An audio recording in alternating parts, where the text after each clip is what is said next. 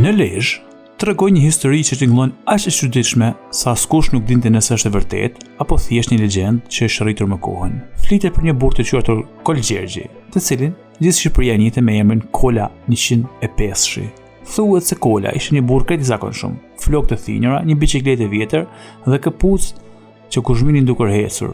Kur ai kishte një aftësi që askush nuk mund ta shpjegonte, çdo grua që e takonte qeshte me të dhe aty fillon gjithçka.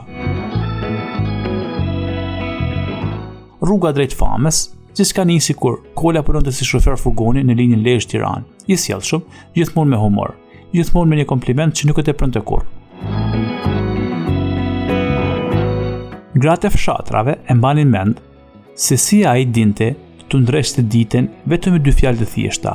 Pastaj thonë, filloi u përhap fjala, dhe jo vetëm fjala, 105 dashnore në gjithë Shqipërinë. Sipas gredhanave, Kola kishte një histori të vogël dashurie në çdo cep të vendit. Nga Shkodra, një flok kuqe e priste te ura e bunës. Në Durrës një parukiere që harronte gjithmonë një kafe. Në Tepelen një mësuese që thoshte se Kola dinte të dëgjonte më mirë se kushdo. Në Korçë një zonë elegante që jepte verë kur kalonte për 8 vjetorin, dhe në Elbasan legjenda thotë se kishte plot 7. Ndërkohë në Lezhë askush nuk dinte gjë, ose bënin sikur nuk e dinin. Si e mban mend ai vetë historinë, kur Kola u pyet një ditë, mor Kol, a është e vërtetë që ke pasur 105 dashnore? Ai qeshi, vuri dorë mbi zemër dhe tha, unë nuk di gjë për numra.